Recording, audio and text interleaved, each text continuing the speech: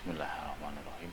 Assalamualaikum warahmatullahi wabarakatuh. Teman-teman, di video ini saya mau bagi-bagi tips soal solusi. Jadi solusi kalau misalkan penjualan teman-teman di Shopee, penjualan Anda di Shopee itu tiba-tiba nggak laku.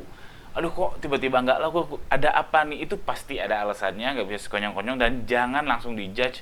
Aduh, tiba-tiba nggak laku, saya kurang ngasih iklannya dan sebagainya. Itu belum tentu.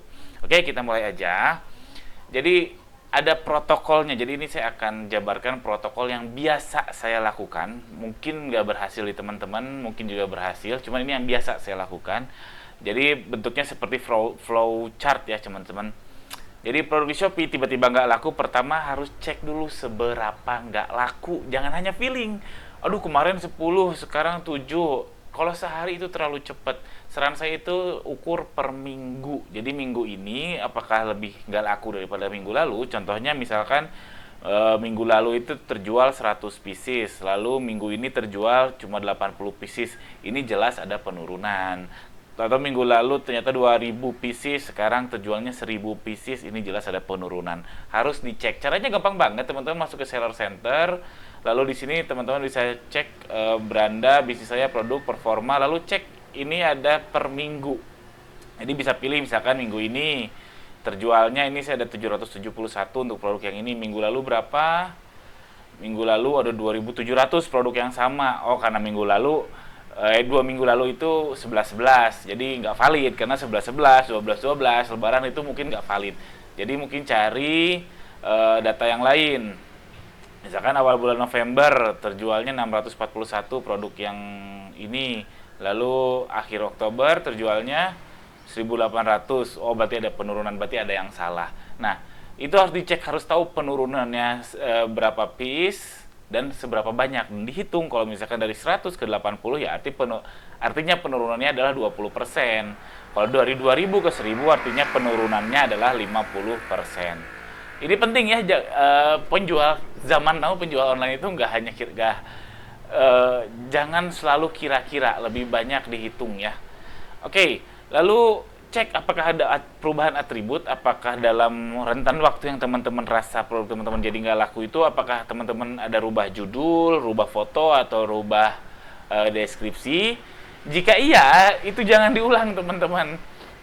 Jadi Anda jangan mengubah judul atau deskripsi, khususnya judul sama foto ya, dua itu, jika tanpa alasan.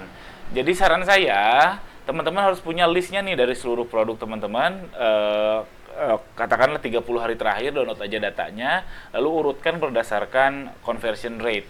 Nah, nanti diurutkan berdasarkan conversion rate. Yang di atas conversion rate rata-rata itu artinya laku, yang di bawah conversion rate rata-rata itu artinya nggak laku. Nah, yang nggak laku ini boleh diubah-ubah.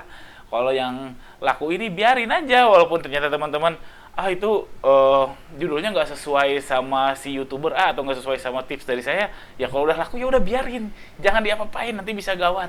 Karena saya juga mengalaminya.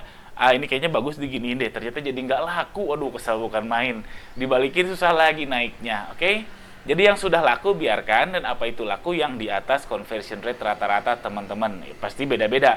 Kalau saya conversion rate rata-rata itu di 2,1 kalau nggak salah. Kalau teman-teman misalkan di 1%, ya udah di situ angkanya dan seterusnya. Nah, kalau memang ternyata teman-teman nggak rubah apa-apa, judul dibiarin, tiba-tiba memang drop aja turun, cek kunjungan produknya.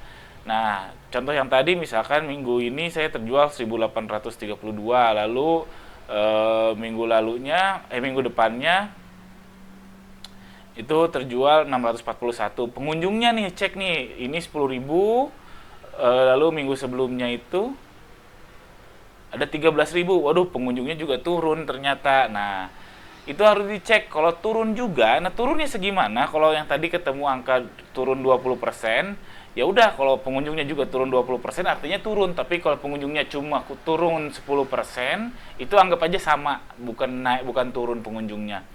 Itu penting, ini dilihat, pilih pengunjung produk atau kunjungan di sini. Nah, lalu kalau misalkan memang turun juga, artinya memang kemungkinan ada pasar yang berubah. Ya memang gimana lagi, kita bukan presiden, kita bukan raja yang bisa ngubah pasar seenaknya, kita bukan Shopee yang bisa ngubah pasar seenaknya. Kalau pasar berubah ya sudah, cobain cari produk lain, ekspansi ke produk lain yang sejenis, yang lihat kemampuan Anda seperti apa, lihat audiens Anda butuhnya apa. Jangan tiba-tiba loncat yang asalnya jualan jilbab kayak saya tiba-tiba jualan eh, aksesoris mobil gitu. Itu nggak nyambung, harus yang audiensnya sama. Kalau saya tadinya jualan jilbab ya jualan gamis, atau yang tadinya jualan gamis anak ya jualan gamis ibunya atau jilbab anak ibunya dan seterusnya. Jadi cari produk baru kalau memang dirasakan pasar yang berubah. Lalu yang kedua, biasanya terjadi algoritma berubah. Sepengalaman saya nggak terlalu drastis sih algoritma Shopee berubah. Yang drastis itu kayak Instagram, itu saya nggak ngerti Instagram berubah dan tiba-tiba A tiba-tiba B. Oke, fokus ke Shopee ya. Kalau algoritma berubah dan memang turunnya karena itu, ya teman-teman terpaksa riset lagi, riset iklan lagi, riset atribut produk lagi, ya nggak apa-apa karena semua mengalami hal yang sama. Oke, lalu kalau ternyata yang gawat nih, kalau ternyata naik, ini gawat banget. Kalau ternyata kunjungannya naik, penjualan malah turun, itu gawat banget. Itu artinya kan conversion rate-nya turun karena yang sebelumnya misalkan kunjungan 1000 terjual 100, lalu kunjungan 1200 terjual malah 80. Ini kan gawat, artinya orang lebih banyak mau datang tapi lebih banyak gak mau beli. Nah, itu gawat. Nah, biasanya solusinya yang saya alami itu yang berhasil ya. Pertama itu kasih diskon sama kasih voucher.